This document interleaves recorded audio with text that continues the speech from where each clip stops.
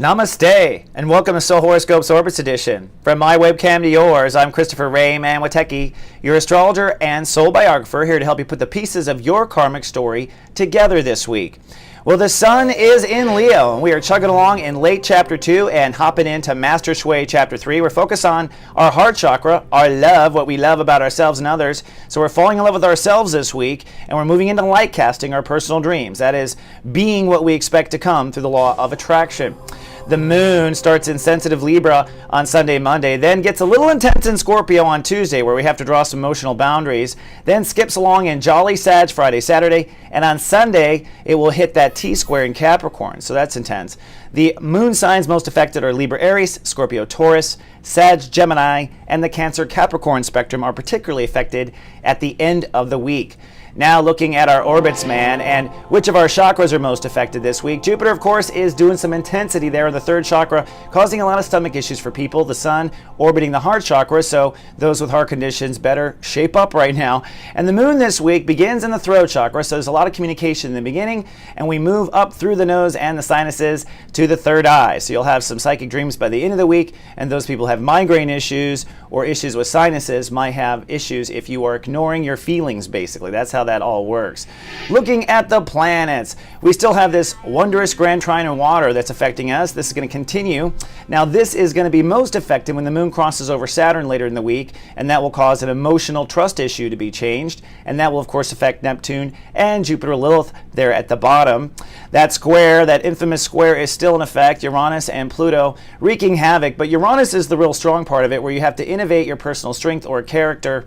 And this T-square, this is getting a lot of press, and this is where the moon is going to cross over Pluto at the end of the week and light this Christmas tree up, which means you'll have to kind of change some emotional rules you have with yourself.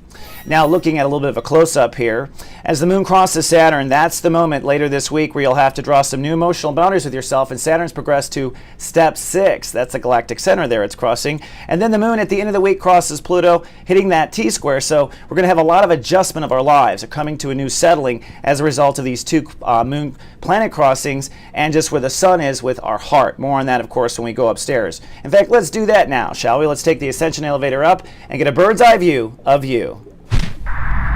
Folks, this is your captain speaking. We realize you have a choice in the astrologers you choose to fly with, and we'd just like to thank you for flying with Christopher Witecki.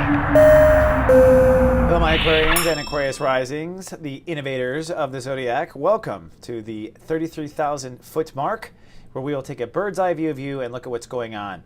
Now, there are many cycles and circles going on in your life and your stories. One of them is relationships. We're in Chapter 2 of Sun in Leo, and you're working on finding that perfect marriage, which means one that lines with your heart. This is, of course, stepping out of bad marriage issues, the way you treat yourself. Another front is Saturn in Scorpio, drawing lines in career and moving to the next step now. You'll be finding some new peace in your career this week, hopefully, with everything going on. Uranus and Aries kind of keep the mind clean, innovate your thought process, don't get caught up in the old thinking. That's one of the big things as well. And of course, that T-square with your thought between faith and reality. That's fun as well. So a lot of turmoil going on, but really the story is about marriage and marriage. As we start off, we're in Chapter 2 of Sun in Leo. And for you, this means how you judge what is fair, what is honest, weighing things back and forth, being impartial. You know, Aquariuses can go one of two ways. Either you're not listening to your heart, or all you're doing is following someone else's. Either way, by the end of the week, you're going to be working on harmony, really making some peace in your life and some bliss in your life, and that might also mean some changes in marriages and partnerships in your life.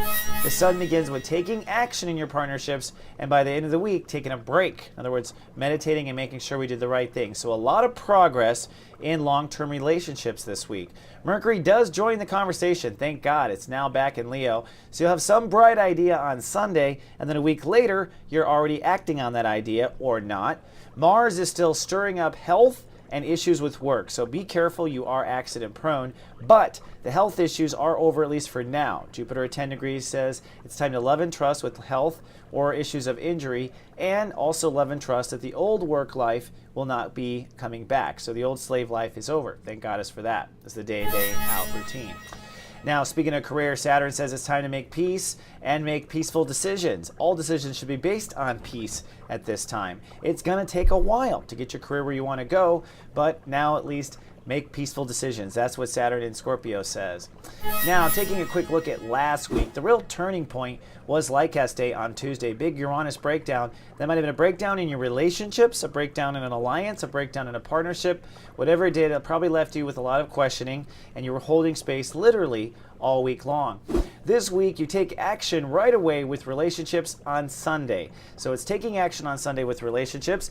Jupiter says you were loving and trusting that the health issues will not come back, or the work issues will not come back, or the injury or pain, whatever it's manifesting with that Jupiter in the 6th.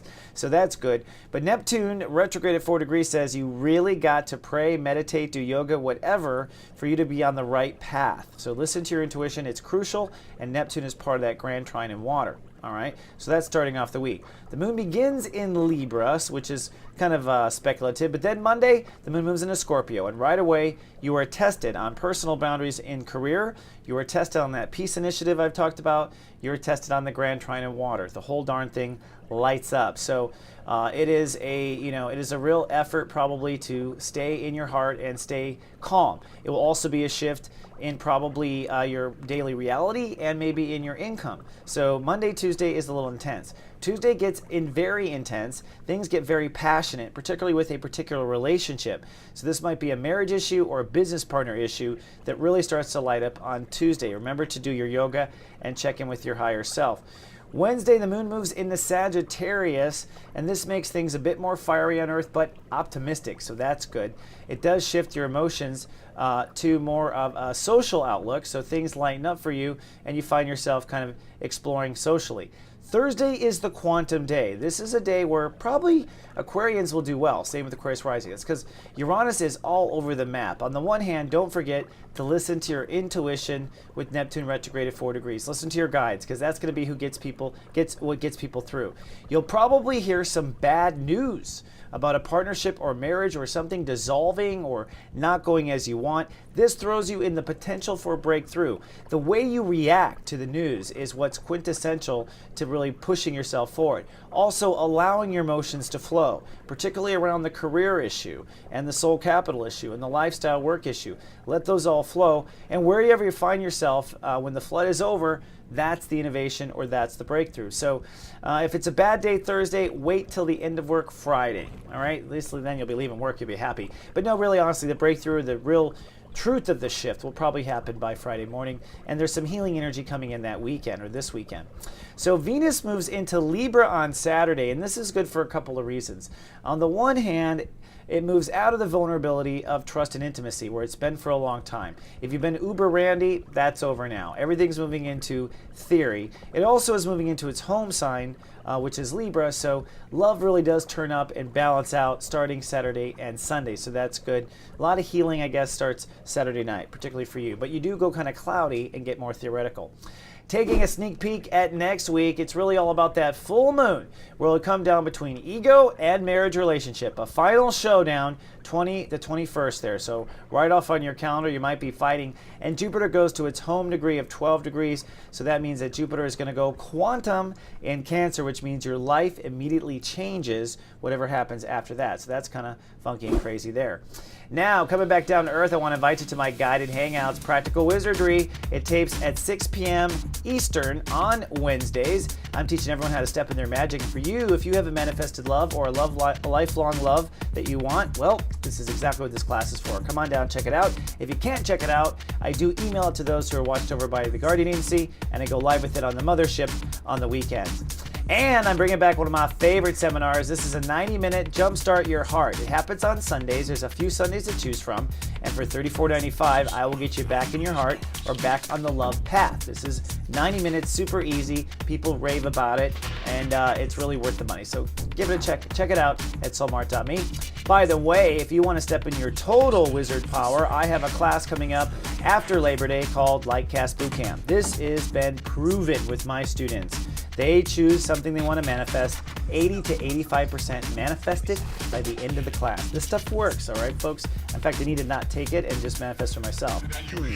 Either way, come on down and you can find out about that. And lastly, you got 2 weeks for Serious Joy readings for $99.99. You can get one-on-one with me on Skype, and it's recorded and emailed to you afterwards. Plus, with my new software, you can get immediate booking. So some people are booking as soon as the next day. All these great treats are available at soulmart.me, and they do keep me on the air and eating. So I appreciate you taking a look at these. All right, my Aquas, that's all I have for this innovative week. Stay true to your heart and your relationships. I'll see you in 7 days with more. Until then, live, love, be.